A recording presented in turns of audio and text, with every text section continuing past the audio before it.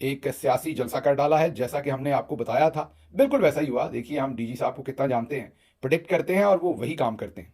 फिर एक और ऐसा काम हुआ है जो ना आपने कभी प्रिडिक्ट किया है, और वहां पर मेरे भी हाथ खड़े हैं, मैं भी प्रिडिक्ट नहीं कर सकता। बाजी मरियम अब फिल्में बनाने चली हैं। जी हाँ, टिकटॉक नहीं, फीचर फिल्म्स जो आप सिनेमा में देखते हैं, अब वो फिल्में भी बनाने चली हैं। उसके साथ साथ जो लैब्स की रिपोर्ट्स आती हैं पंजाब के अंदर, वहां भी एक बहुत बड़ा कदम उठाया गया है। आज पंजाब से भी कुछ सनसनीखेज खबरें आपके सामने रखेंगे, और एक और खबर जो हमारी दुरुस्त हुई है वो भी आपके सामने रखेंगे। खबर कह लें, तजिया कह लें, कि अब जंग मजीद नहीं होगी और सारा काम जो है वो सदर ट्रंप ने फारिग करवा दिया हुआ है। उसकी भी तफसीलात रखेंगे, और भी अमरीकी सदर को कैंसर डायग्नोज हुआ है, उस पर भी बात करेंगे। और भी काफ़ी सारी खबरें हैं, उनकी तरफ चलने से पहले आप सबका बहुत बहुत शुक्रिया अदा करना है कि आप सब ने 4-5 दिन के कलील वक्त में 1 लाख से ज़्यादा लोगों ने हमारे व्हाट्सएप चैनल को ज्वाइन किया है, जिसके लिए आपका बहुत बहुत शुक्रिया। यकीन कीजिए, मेरा टारगेट 50,000 था जब मैंने ये शुरू किया था, कि पहले हफ्ते में हम 50,000 करेंगे और फिर हम महीने के अंदर या 1.5 महीने के अंदर आपसे रिक्वेस्ट करके 1 लाख का जो टारगेट है उसको अचीव करेंगे। लेकिन विद इन फर्स्ट वीक आपने 1 लाख से ज्यादा लोगों ने इस व्हाट्सएप चैनल को ज्वाइन किया है, जिसके लिए मैं और मेरी टीम आपके मशहूर हैं।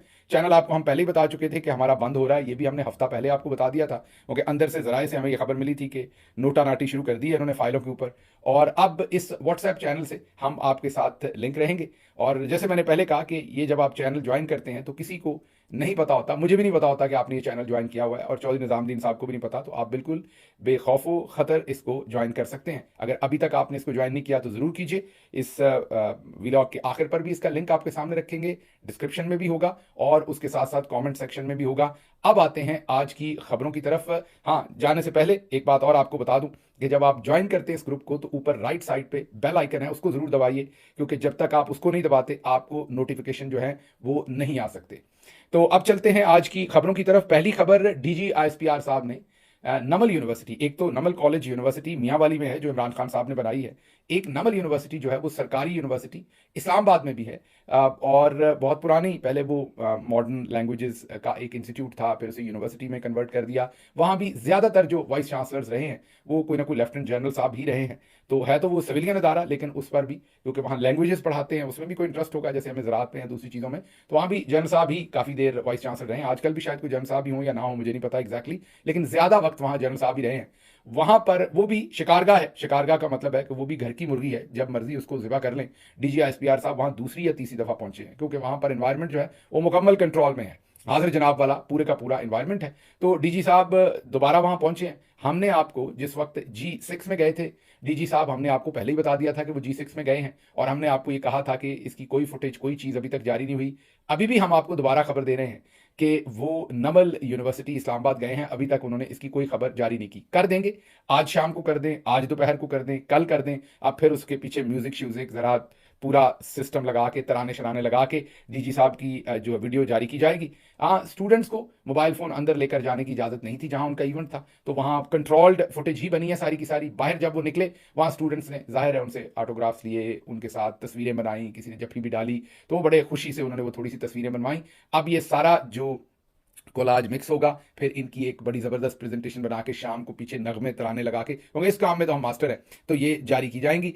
हमने आपको जब बच्चों के स्कूल में गए थे तो तभी आपको हमने बताया था, कल या परसों, कि अब ये कॉलेज यूनिवर्सिटी में भी पहुंचेंगे, क्योंकि मैक्सिमम हार्वेस्ट करना है इस फ्रूट को। ये जो जंग की सूरत में हमारे हाथ लगा है, ये जो बटेरा हाथ में आया है, ये हमने इसका मैक्सिमम अब इसमें से आउटपुट लेनी है, तो वो होती हुई नजर आ रही है। पूरे पाकिस्तान के अंदर बिल बोर्ड्स लगे हैं, वो भी हमने कल आपको दिखाए थे।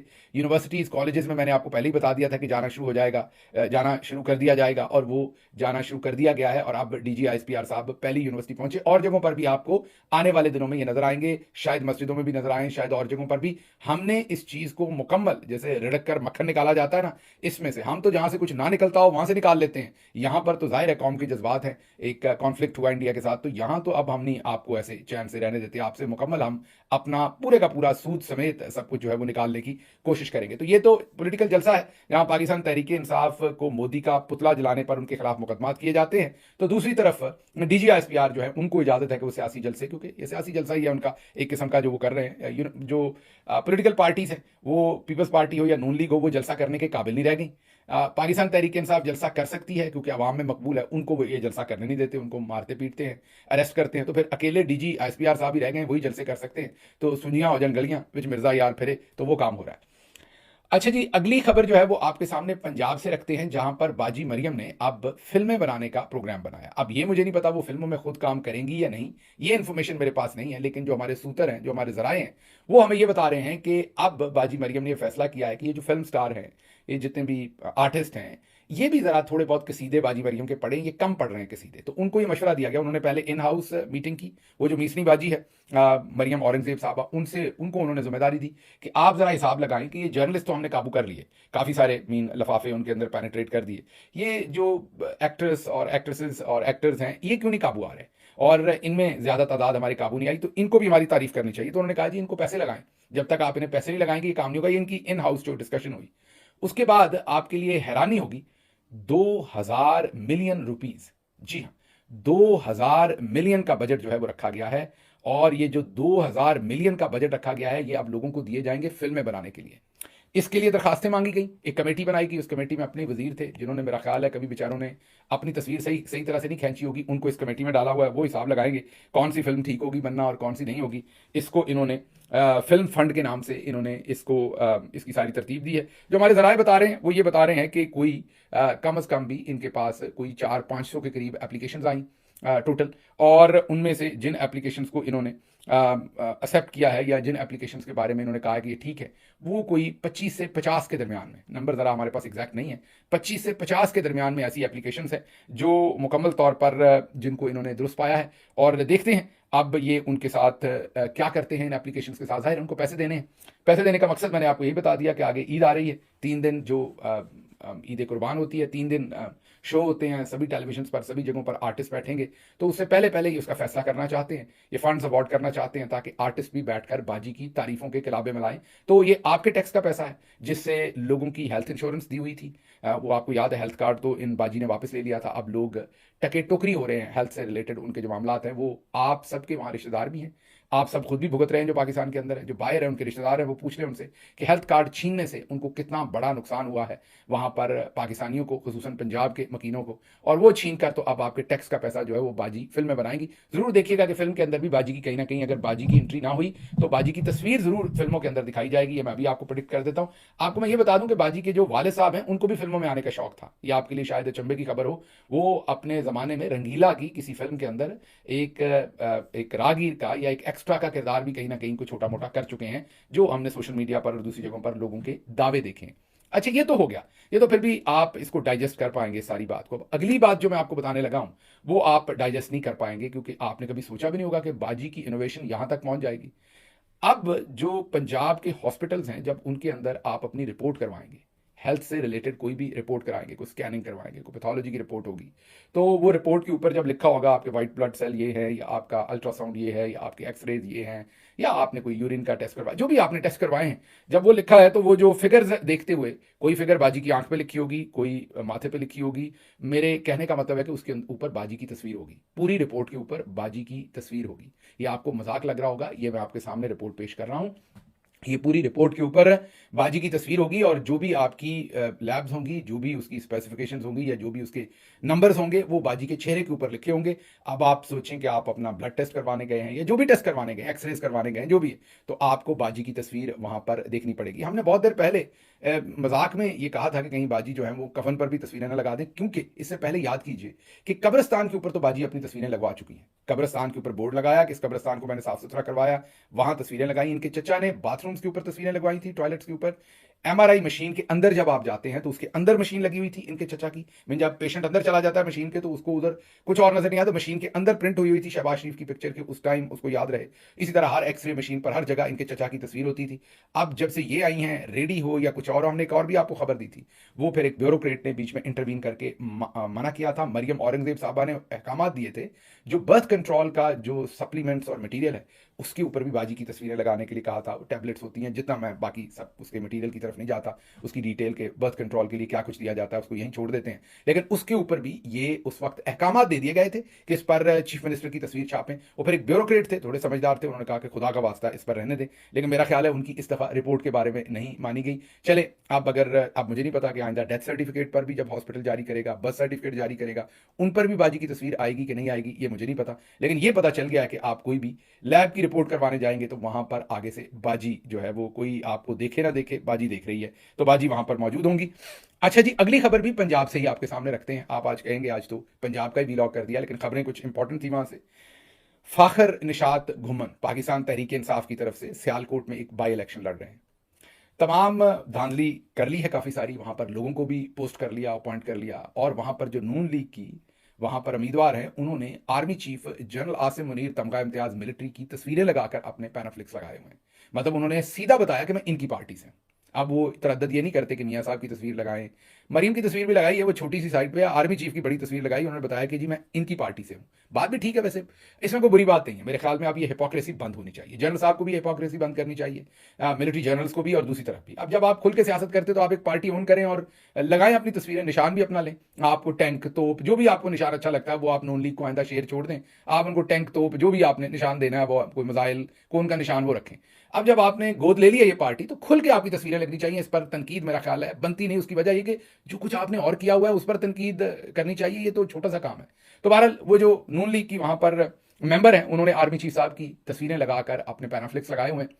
लेकिन उसके बावजूद मरियम नवाज और तमाम कबीले को यह पता चला है कि फाखर निशात घुमन इसके बावजूद इस वक्त तक जब मैं आपसे बात कर रहा हूं जीत रहे हैं। इसलिए इसके ऊपर पिछले 24 घंटे के अंदर अंदर एक बहुत ही अहम मीटिंग हुई है। जी हाँ, वो जो अहम मीटिंग, मुझे एग्जैक्ट टाइम का पता है, मैं जान के नहीं कह रहा, वो आप यही कह लें कि 24 घंटे में, उसमें इन्होंने अपने तमाम बड़े बड़े जो जुगादरी हैं उनको बुलाकर बिठाया है। आप हैरान होंगे, उसमें मियां नवाज शरीफ भी थे।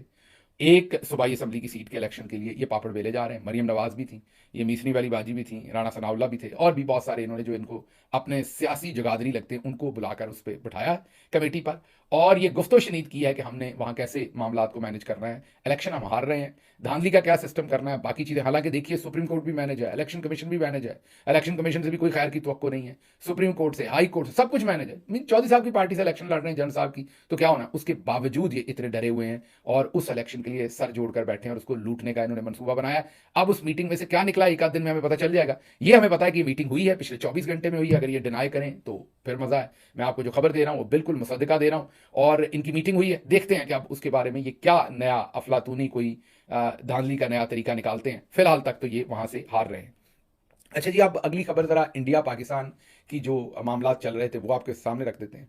एक तो आज जो अस्करी जराए हैं उन्होंने टिकर्स जारी किए हैं, और उन्होंने टिकर्स ये जारी किए हैं कि इंडिया और पाकिस्तान का ये फैसला हुआ है कि जो उनकी फौजें थी वो जहां पर 30 मेरा ख्याल अप्रैल को थी या 22 अप्रैल को थी, जिस जगहों के ऊपर, वहां पर वापस चली जाएंगी। एस्केलेशन कम हो जाएगी। मीन फौजें जो आगे मूव हुई थी बॉर्डर पर वो वापस चली जाएंगी जमाना अमन पर, और इंडिया और पाकिस्तान जो है फिर एक दूसरे से मजीद आगे बात करेगा। मतलब कि जंग बंदी जो मैं आपको 2 दिन से बता रहा हूं कि ये किसी मादरत के साथ मुद्दे मरासी ने सुलह नहीं करवाई हुई, ये अमेरिका के सदर ट्रंप ने करवाई हुई, तो कोई जंग नहीं लगनी दोबारा। ये मैंने आपको पिछले 1-2 वीलॉग में बताया।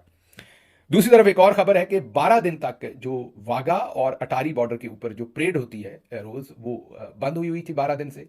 अब उसको भी खोल दिया गया है आज से। आज मंगल 20 मई से ये दोबारा जो है ये परेड जो है ये खोल दी गई है। ये शायद 12 या 18 दिन एग्जैक्टली प्रिसाइजली मुझे अब याद नहीं कितने दिन। बहरहाल ये जो परेड जो है ये बंद थी काफी दिनों से, आज इसे खोल दिया गया है। ये परेड दोबारा से होगी, तो आप देख सकते हैं आने वाले दिनों में शायद आप एयर स्पेस खुलते हुए भी सुने और दूसरी चीजें भी होते हुए सुने। तो ये जंग जो है अब मजीद होती हुई नजर नहीं आ रही।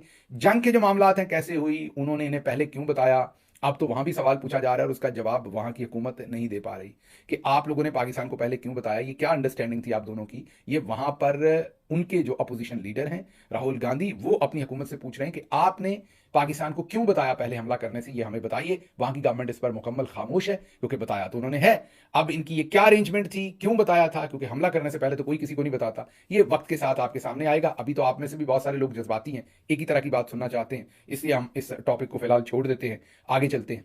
अगली खबर इमरान खान साहब से रिलेटेड है, और वो खबर ये है कि इमरान खान साहब के साथ जेल में ब्रीफिंग हुई या नहीं हुई। इस पर हमने कुछ चीजें आपके सामने शेयर की थी पहले भी।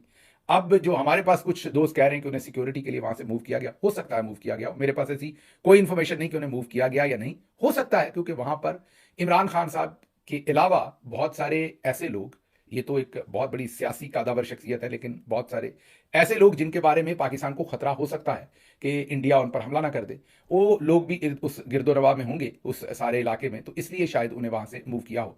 तो अगर किया हो, मेरे पास इसकी कोई इन्फॉर्मेशन नहीं, लेकिन ये बात तय है कि कोई उनके साथ बातचीत की या जो ब्रीफिंग की है वो सब हवाई बात थी। अब जो मुनीफ फारूक हैं वो कह रहे हैं कि ऐसा कुछ नहीं हुआ। नजम सेठी उनके जो उस्ताद हैं वो कहते हैं ऐसा हुआ है। आसमा शराजी कहती हैं ऐसा हुआ है। कामरान शाहिद कहते हैं ऐसा नहीं हुआ। अब हसन अयूब साहब कहते हैं कि नहीं हुआ। मतलब ये जो जितने भी स्टैब्लिशमेंट के प्रो लोग हैं वो अब आपस में ही इस चीज़ के अंदर गुत्थम गुत्था है कि मुलाकात कोई हुई है या नहीं। मैंने आपको पहले बता दिया था कि ज़माना अमन कायम करने के लिए, ताकि DGI-SPR उतनी देर तसल्ली से तमाम चीज़ों को मिल कर लें, हर जगह पर मैक्सिमम जो है फ़ायदा उठा लें ये जो कुछ भी हुआ है, क्योंकि हम तो नहीं छोड़ते। हम तो जो हमें अपॉर्चुनिटी मिले उसमें से फ़ायदा उठाने को हम नहीं छोड़ते। तो वो अपॉर्चुनिटी का फ़ायदा उठाया जा रहा है। स्कूलों से काम शुरू हुआ है, कॉलेज यूनिवर्सिटी तक हम पहुंचे। अभी आप देखिएगा, मदरसे में भी जाएंगे, हर जगह हम जाएंगे। मैं आपको पहले से बता रहा हूँ, ये पुरानी प्ले बुक है जो दोबारा से शुरू हो गई है और ये कोई नई बात नहीं। अच्छा जी, मियाँ नवाज शरीफ साहब थोड़े से नाराज हैं। उनका एतराज ये है कि उनको जो इस्लामाबाद के अंदर फंक्शन हुआ था, जीत का फंक्शन जो किया गया था, उसमें क्यों नहीं बुलाया गया। नाराज वो जनरल आसिम मुनीर से हैं और मेरे ख्याल में वहां पर मरियम नवाज साहबा को भी गालिबन बुलाया गया कि नहीं, नजर नहीं आई वो हमें कहीं, लेकिन नवाज शरीफ साहब को नहीं बुलाया गया। और नाराजगी जो है वो बहुत ही गहरी है। ये सुना जा रहा है कि बताया जा रहा है कि हमने तो बयानिया ये देना था कि मियाँ साहब ने आगे बढ़कर जंग का डिजाइन किया। अब इस वक्त ये भी एक फड्डा पड़ा हुआ है नून लीग में और इनमें कि इन्होंने करना क्या है। अच्छा जी, अगली खबर आपके सामने क्विकली रखते। ये खबर जो है ये सदर बाइडन को कैंसर डायग्नोज हुआ है। बहुत ही मोजी मर्ज है उन्हें। जो कैंसर है वो 9th स्टेज पे गालिबन, मैं फिजिशियन नहीं हूँ इसलिए मुझे नहीं पता 9th स्टेज होती है कि नहीं, बहरहाल जो मैंने पढ़ा है, मे भी मैंने गलत पढ़ा हो। उनका कैंसर जो है उनकी हड्डियों तक पहुंच गया हुआ है। ये बहुत ही खतरनाक स्टेज होती है। अब इस पर हर तरह के तजिए हो रहे हैं अमेरिका में। ये तजिया भी हो रहा है कि उन्होंने छुपाया लोगों से, क्योंकि जो डॉक्टर्स हैं बहुत सारे वो ये कह रहे हैं कि इस स्टेज पर कैंसर जो है वो 2 महीने, 3 महीने, 6 महीने में नहीं जा सकता। इस स्टेज पर कैंसर जाने का मतलब है कि 3-4 साल से उन्हें कैंसर है। मतलब कि जब वो अमेरिकी सदर थे तो उन्होंने आवाम से ये छुपाया, और इस पर आज सदर ट्रंप ने भी बात की है कि उन्होंने क्यों छुपाया है। उन्होंने अपना हवाला दिया कि मेरी मेडिकल रिपोर्ट हुई है, मैंने तो वो शेयर की है। तो इसकी ये भी एक बड़ी खबर है अमेरिका के अंदर, इसके ऊपर भी बहुत बड़ी बातचीत हो रही है।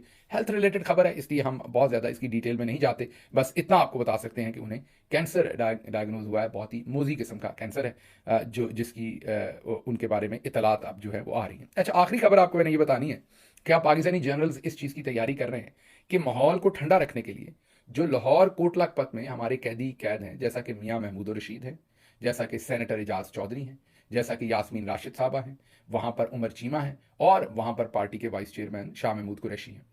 अब जनरल साहबान की आपस में डिस्कशन ये हुई है, ये हम जराए से बता रहे हैं, खबर गलत भी हो सकती है, सही भी हो सकती है। ये सुनी सुनाई खबर है, इसलिए मैं इसको मुसद्दका नहीं कहूँगा। तो इसको आप गॉसिप कह लें, इसको आप उड़ती उड़ती खबर कह लें। ये जो आपके ज़राए होते हैं वो खबरें देते हैं, कई दफ़ा बाउंस हो जाती हैं वो खबरें। तो ये मैं इसके पीछे बिल्कुल इसकी जिम्मेदारी नहीं लेता, लेकिन जो मुझे खबर दी गई है वो ये है कि वहाँ डिस्कशन ये हो रही है कि अब ये जो जंग, यकजहती, ये सारा माहौल है, इमरान खान तो जेल में ही रखना है उनको तो हमने नहीं छोड़ना। तो इस माहौल को ज़रा कंफर्टेबल रखने के लिए कि हम ज़रा आराम से ये नवंबर तक जनरल साहब की एक्सटेंशन वाले मामला तक जो है वो आराम से स्मूथ सेलिंग हो जाए, तब तक के लिए ज़रूरी है कि हर 15 दिन, महीने, 1.5 महीने बाद इनमें से एक बंदे को छोड़ दिया जाए। एक बंदे को छोड़ दिया जाए। क्यों छोड़ा जाए इनको? ताकि आवाम समझे कि अच्छा अब मियाँ महमूद रशीद साहब को छोड़ दिया है, जो कि उनको तो असल में पहले दिन ही छोड़ देना चाहिए था। उन्होंने कौन से कोई जुर्म किए इन सब ने बेचारों ने? इनको तो गलत केसों में, झूठे केसों में रखा हुआ है। लेकिन अब एक एक करके उन्हें छोड़ा जाएगा ताकि आप सबको उम्मीद रहे कि अच्छा मियाँ साहब छुट गए हैं, अच्छा अब डॉक्टर यास्मीन राशिद या शाह महमूद साहब को छोड़ दिया, या अब सेनेटर एजाज चौधरी साहब को छोड़ दिया। अच्छा, इसका मतलब है कि आप अगली बारी इमरान खान की हालात बदल रहे हैं। ये आपको फील देने के लिए जो है वो ये सारा काम जो है वो किया जा रहा है। इसके साथ साथ और भी कुछ खबरें हैं, उनको अगले व्लॉग में आपके सामने रखेंगे। फिलहाल मुझे यहाँ से इजाज़त दीजिए। अल्लाह आपका हामी नासिर हो। पाकिस्तान जिंदाबाद।